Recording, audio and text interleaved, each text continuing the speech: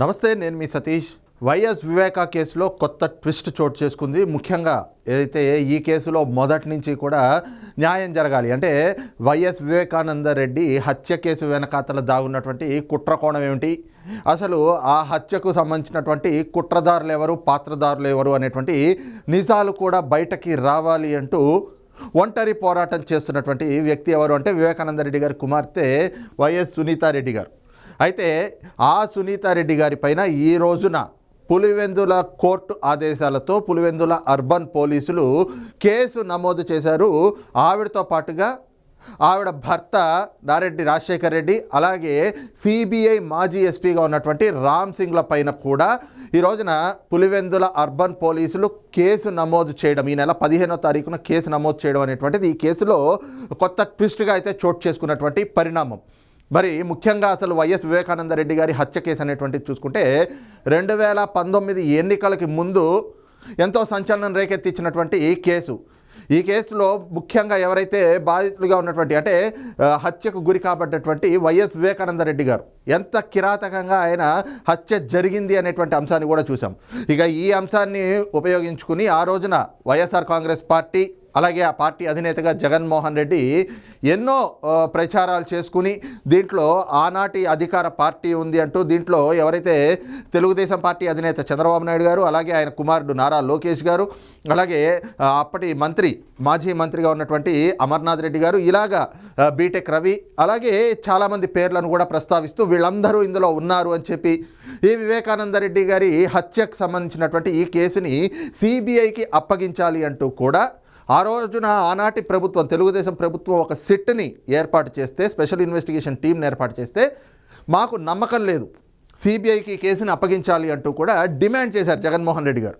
ఈ క్రమంలోనే జగన్మోహన్ రెడ్డి గారు చేసుకున్నటువంటి ఈ ప్రచారాన్ని ప్రజలు కూడా విశ్వసించేటువంటి పరిస్థితి.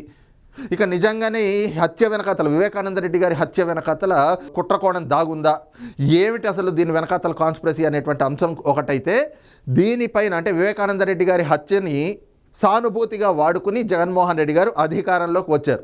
అధికారంలోకి వచ్చిన తర్వాత అందరూ భావించింది ఏమిటి, ముఖ్యంగా వివేకానందరెడ్డి గారి హత్య కేసుకు సంబంధించి ఏదైతే కుట్రకోణం దాగుందో దాన్ని జగన్మోహన్ రెడ్డి గారు అత్యంత త్వరితగతిన పూర్తిగా విచారణ జరిపి వాస్తవాల్ని వెలికి తీస్తారు. ఎందుకంటే సిబిఐ విచారణ కోరిందే జగన్మోహన్ రెడ్డి గారు కదా, కాబట్టి అది వెలికి తీస్తారు అని చెప్పేసి అంతా భావించారు.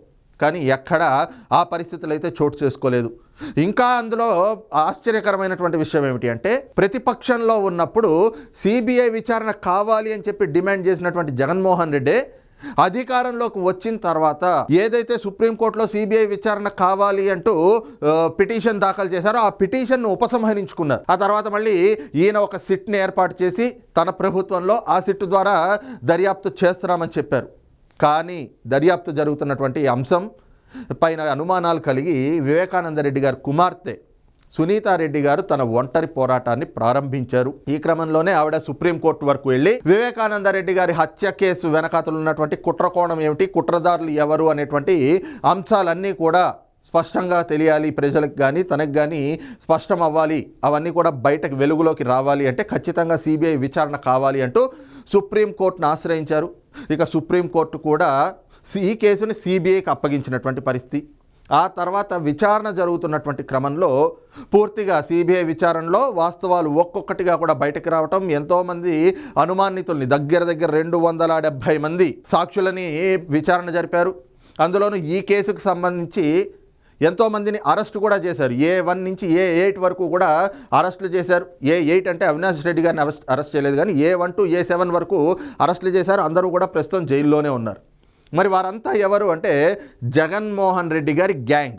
వీళ్ళందరూ జగన్మోహన్ రెడ్డి గారి గ్యాంగ్. ఇక ఏదైతే సునీతారెడ్డి గారు సిబిఐ విచారణ కోరుతూ వెళ్ళారో ఆవిడ పైన ఒత్తిడి తెచ్చే ప్రయత్నాలు కూడా చేశారు జగన్మోహన్ రెడ్డి గారు. ఏది అంటే సిబిఐ విచారణ కోరద్దు, ఈ కేసుకు సంబంధించి మేమేం చెప్తామో అలాగే నువ్వు బయటకు వచ్చి ప్రకటనలు చేయాలి అంటూ భారతిరెడ్డి గారు సజ్జల రామకృష్ణారెడ్డి గారితో రాయబారాలు కూడా పంపారు. ఆవిడ పైన ఒత్తిడి తెచ్చేటువంటి ప్రయత్నం చేశారు.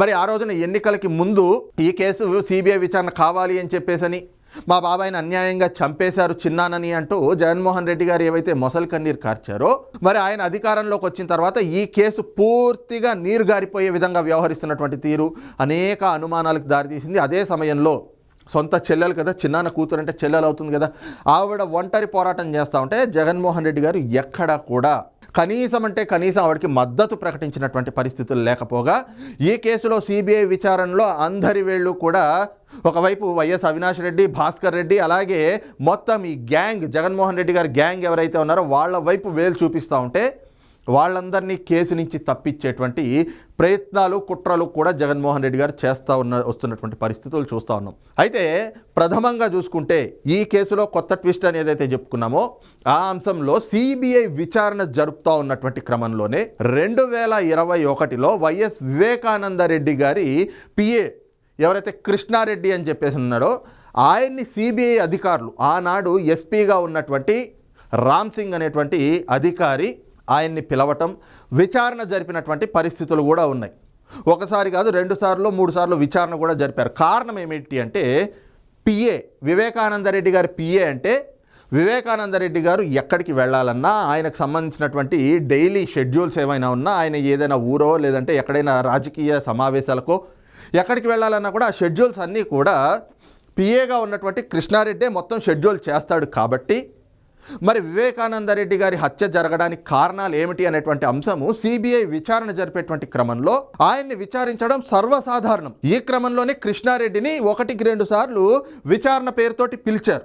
అయితే దీనిపైన పిఏ కృష్ణారెడ్డి గారు మరి ఆయన సొంత ఆలోచన లేకపోతే ఏ విధంగా ఏమిటి అన్నది తర్వాత చర్చించుకుందాం. కానీ ముఖ్యంగా 2021లో ఈ కృష్ణారెడ్డి పోలీస్ స్టేషన్కి వెళ్ళి, పులివెందుల్లో ఉన్నటువంటి పోలీస్ స్టేషన్కి వెళ్ళి సిబిఐ ఎస్పీ రామ్ సింగ్ తనను వేధిస్తున్నారంటూ విచారణ పేరుతోటి ఊరికే సిబిఐ కార్యాలయానికి పిలిచి ఏం జరిగింది అంటూ విచారణ పేరుతోటి తన్ని వేధింపులకి గురి చేస్తున్నారు.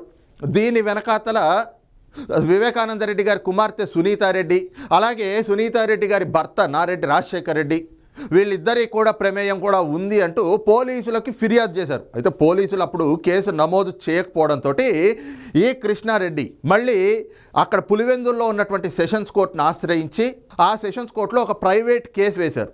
ఏమిటి అంటే సిబిఐ ఎస్పీగా ఉన్నటువంటి రామ్ సింగ్, ఆనాటి సిబిఐ ఎస్పీగా ఉన్నటువంటి రామ్ సింగ్ తనని విచారణ పేరుతోటి వేధిస్తున్నారని, వివేకానందరెడ్డి గారి హత్య కేసులో తనకి ఎలాంటి ప్రమేయం లేకపోయినా కూడా ఏం జరిగిందో చెప్పాలి, ఏంటి దీని వెనకాతలు ఉన్నది ఎవరు చెప్పాలి, లేదంటే వివేకానందరెడ్డి గారి హత్యకి కారణాలు ఏమై ఉంటాయి చెప్పాలి అంటూ కూడా విచారణ పేరుతోటి వేధిస్తున్నారు అని చెప్పేసి ఒక ప్రైవేట్ కేసుని వివేకానందరెడ్డి గారి పిఏ కృష్ణారెడ్డి పులివెందుల సెషన్స్ కోర్టులో ఒక ప్రైవేట్ కేసుని దాఖలు చేశారు. అయితే అప్పటి నుంచి కూడా మరి కోర్టు దీన్ని పరిశీలించిందో లేదో తెలియదు. కానీ దాదాపు 2 ఏళ్ల తర్వాత ఇప్పుడైతే మాత్రం ఆ కేసు ఏదైతే ఆ పిటిషన్ వివేకానందరెడ్డి గారి పిఏగా ఉన్నటువంటి కృష్ణారెడ్డి తనని సిబిఐ ఎస్పీ రామ్ సింగ్ వేధిస్తున్నాడు, దాని వెనకాతల సునీతారెడ్డి గారు ఆవిడ భర్త రాజశేఖర్ రెడ్డి కూడా ఉన్నారు అంటూ ఏదైతే ఒక ప్రైవేట్ కేసుని దాఖలు చేశారో, ఆ పిటిషన్ వేశారో, దానిపైన విచారణ జరిపి అంటే కేసు నమోదు చేసి విచారణ జరిపి చర్యలు తీసుకోవాలి అంటూ పులివెందుల కోర్టు అయితే గనక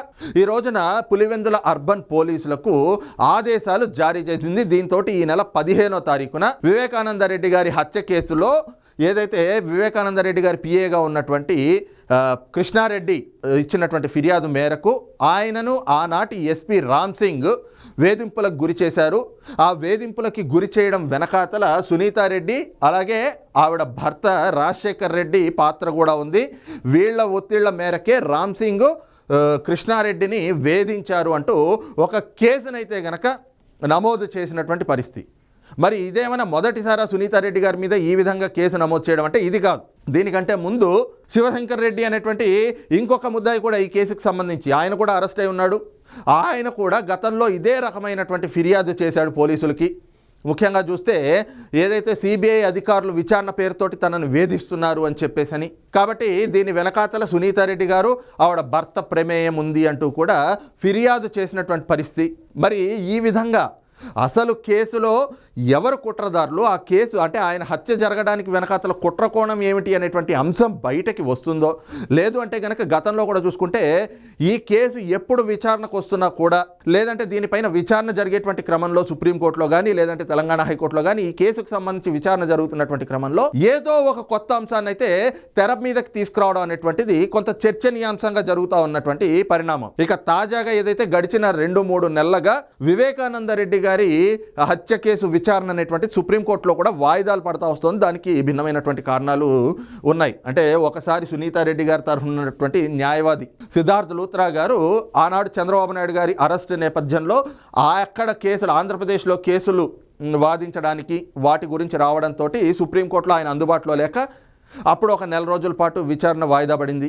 ఆ తర్వాత మళ్ళీ ఇంకొకసారి విచారణ వాయిదా పడింది. అయితే ఇక దగ్గరలో ఈ కేసుకు సంబంధించి సుప్రీంకోర్టులో విచారణకి రాబోతోంది అన్నటువంటి క్రమంలో ఇప్పుడు మళ్ళీ సునీతారెడ్డి మీద, అయితే ఇప్పుడు తాజాగా సునీతారెడ్డి మీద, ఆవిడ భర్త మీద, అలాగే ఆనాటి సిబిఐ ఎస్పీగా పనిచేసినటువంటి రామ్ సింగ్ మీద కేసు ఇప్పుడు నమోదవ్వడం చూస్తూ ఉంటే మరి దీని మీద ఎలాంటి పరిణామాలు చోటు చేసుకునేటువంటి అవకాశాలు ఉన్నాయనేటువంటిది కూడా ప్రస్తుతం ఆసక్తికరంగా మారినటువంటి క్రమంలో గతంలో శివశంకర్ రెడ్డి ఇలాగే కేసు నమోదు చేసినటువంటి అంశం కూడా తెరపైకి వస్తూ ఉంది. ముఖ్యంగా గతంలో శివశంకర్ రెడ్డి ఇలాగే సిబిఐ అధికారులు తనను వేధిస్తున్నారు, దాని వెనకాతల సునీతారెడ్డి, రాజశేఖర్ రెడ్డి ఆవిడ భర్త, వీళ్ళ ఒత్తిళ్లు కారణం, లేదంటే కనుక వీళ్ళు చెప్పిన విధంగానే ఈ రోజున సిబిఐ అధికారులు తనను వేధిస్తున్నారు అంటూ ఒక కేసునైతే ఆయన ఒక ఫిర్యాదును చేయడంతో ఆనాడు అలాగే పులివెందుల్లో ఉన్నటువంటి కోర్టు, అంటే కింద కోర్టు చర్యలు తీసుకోవాలి, కేసు నమోదు చేయాలి అంటూ ఆదేశాలు జారీ చేయడంతో వాళ్ళు పైకోర్టుకు వెళ్ళారు. పైకోర్టుకు వెళ్ళినటువంటి క్రమంలో ఆ కేసును అయితే కనుక కొట్టివేశారు. అదేవిధంగా ఇప్పుడు మళ్ళీ ఈ కేసులో కూడా, అంటే కృష్ణారెడ్డి, వివేకానందరెడ్డి గారి పిఏ కృష్ణారెడ్డి ఫిర్యాదుతోటి ఈ రోజున ఏదైతే వీరిపైన కేసు నమోదైందో మరి దీనిపైన కూడా సునీతారెడ్డి గారు, అలాగే ఆవిడ భర్త రాజశేఖర్ రెడ్డి గారు, అలాగే సిబిఐ మాజీ ఎస్పీ రామ్ సింగ్ కూడా పైకోర్టుకి వెళ్తారా? మరి పైకోర్టుకు వెళ్ళినటువంటి క్రమంలో ఎలాంటి పరిణామాలు చోటు చేసుకుంటాయి? అసలు మొత్తంగా వివేకానందరెడ్డి గారి హత్య కేసు వెనకాతల కుట్రకోణం ఏమిటి, దాని వెనకాతలు ఉన్నటువంటి కుట్రదారులు, పాత్రదారులు ఎవరు అనేటువంటి అంశం ఎప్పుడు బయటకి వస్తుంది అనేటువంటి ఈ రకమైనటువంటి అంశాలన్నిటిపైన ప్రస్తుతం ఆంధ్రప్రదేశ్లో ఉన్నటువంటి రాజకీయ వర్గాలతో పాటుగా ప్రజల్లో కూడా విస్తృతమైనటువంటి ఆసక్తికరమైనటువంటి చర్చ అయితే కొనసాగుతూ ఉంది. మొత్తం మీద ఈ రోజున చూసుకుంటే వివేకానందరెడ్డి గారి హత్య కేసులో తాజాగా ఒక కొత్త ట్విస్ట్గా అయితే ఏదైతే సునీతారెడ్డి గారి పైన, ఆవిడ భర్త మీద కూడా, ఎందుకంటే అసలు ఈ కేసులో బాధింపబడ్డది మేము, దీని వెనకాతలు ఉన్నటువంటి కుట్రకోణం ఏమిటి అనేటువంటి దానిపైన ఒంటరి పోరాటం చేస్తున్నటువంటిది సునీతారెడ్డి గారు. మరి ఆవిడ మీదే ఈ రోజున కేసులు పెడతా ఉన్నారు అంటే మరి ఏ విధంగా అర్థం చేసుకోవాలి అనేటువంటిది కూడా ఒక క్వశ్చన్ మార్క్గా అయితే మాత్రం కనిపిస్తున్నటువంటి పరిస్థితి కనిపిస్తూ ఉంది. మరి చూద్దాం ఈ అంశం పైన విచారణ జరిగి, అంటే ఈ కేసుల పైన వీళ్ళు న్యాయ పోరాటానికి వెళ్తారా, అలాగే ఓవరాల్గా వివేకానందరెడ్డి గారి హత్య వెనకాతలు ఉన్నటువంటి కుట్రకోణం అనేటువంటిది కూడా ఎప్పుడు బయటకి వస్తుంది అనేటువంటిది కూడా ప్రస్తుతం ఆసక్తికరంగా తయారైనటువంటి పరిస్థితి కనిపిస్తూ ఉంది. మరి ఈ అంశం పైన మీ అభిప్రాయం ఏమిటి అనేది కూడా కామెంట్ సెక్షన్లో మెన్షన్ చేయండి. Thank you.